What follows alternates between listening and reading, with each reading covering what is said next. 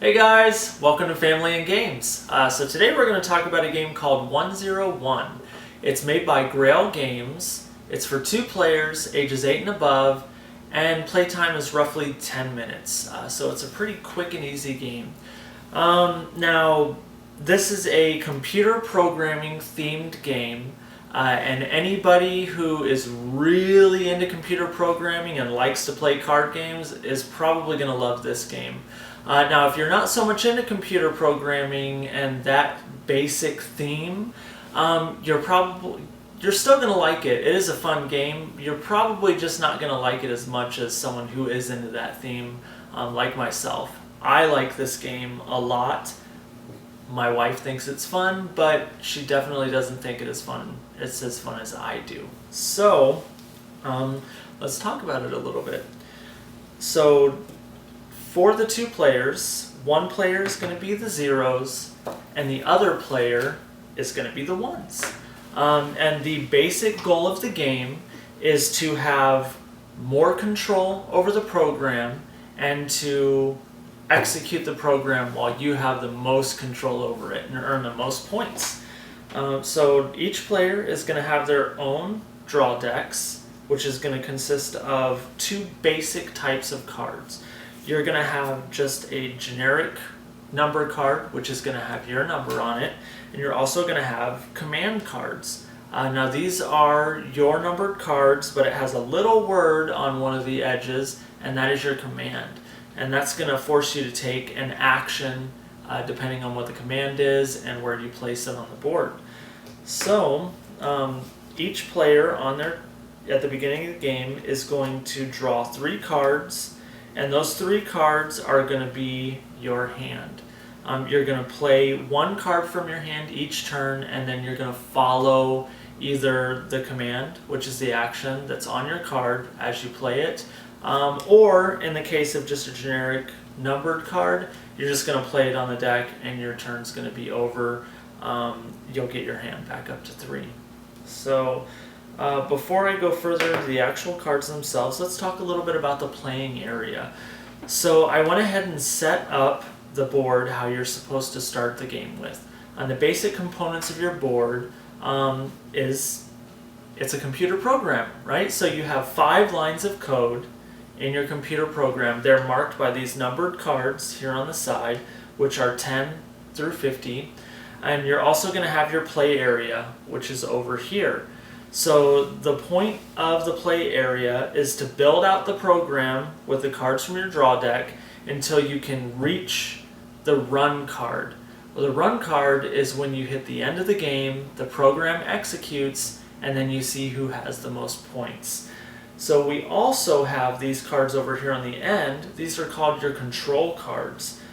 These don't actually serve as any playability function of the game. They don't actually do anything other than they're a good marker so that you can tell who has control of each line of code while you're playing.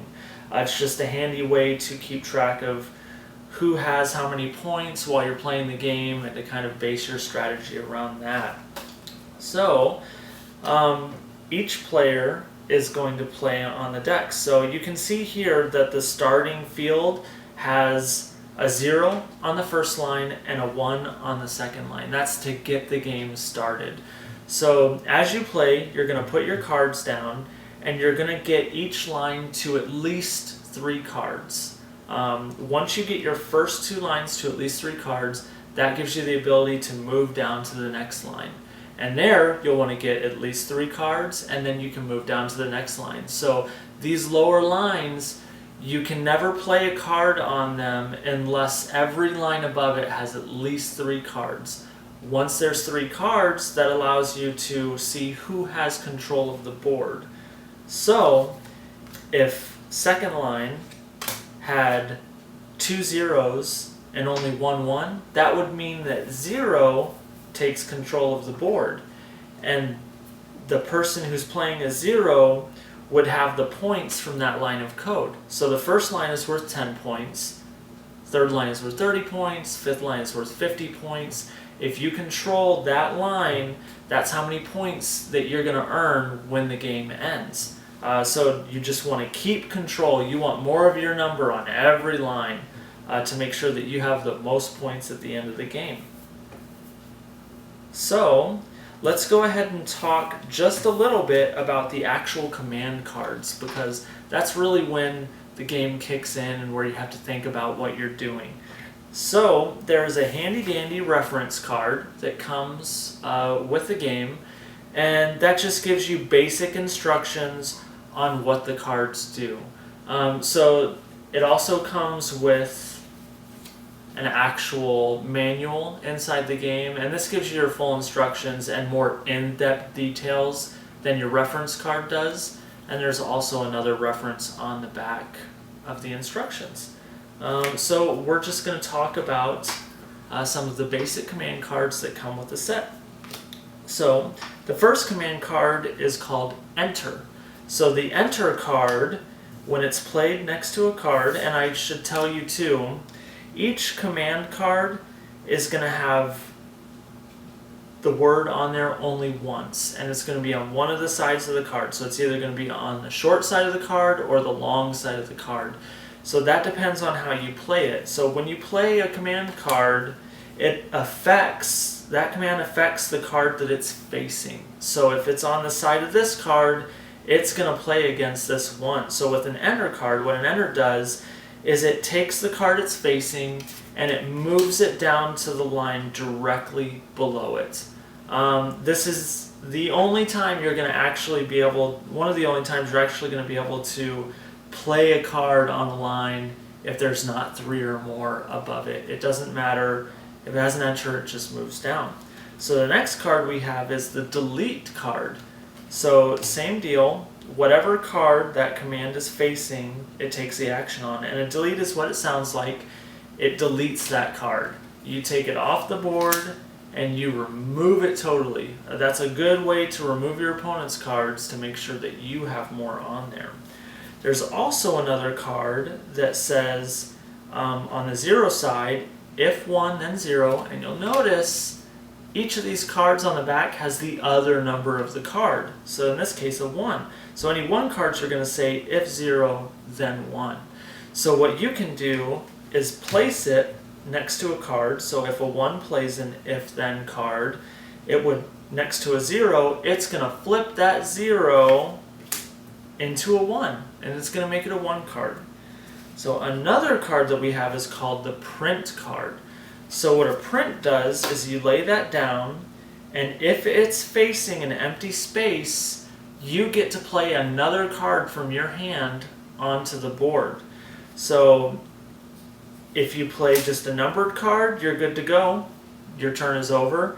Now if you play another command card, you have to actually take the action of that command on the card that was printed. So in this case, the last command card is Save. So what Save does is it saves itself from ever being affected by another command, and it saves the card it's facing from ever being affected by a command. So any command that's played onto those cards will take no effect. It just gets canceled out, nothing happens. So those are the basic commands that come through there, which just to remind you, it was Enter, Delete, If Then, Print, and Save. Now there are also 5 other command cards that came as expansion cards in this box. We're not really going to talk about those here, but they do have the basic instructions for them in the instruction guide as well as your quick reference card. And the point is you can have 5 command cards in your deck at a time, but that's it. So if you bring in one of the expansion command cards, it's going to replace one of the actual command cards from the base set. So you can decide to mix and match, bring in new ones, take out the old ones, or just stick with the basic command cards. And we like the basic command cards pretty well, but I would say for your first couple of games, just go ahead and stick with what's in the base set, learn how to play, and then you can start throwing in some of the expanded cards and make things a little more complex. So those are the basic rules of the game. We are going to do another video that's going to be an actual Let's Play of this game. My wife and I are going to play together, and it might give you a better idea of how it's going once you can see the game in motion. So thanks for watching, and come back and see us again.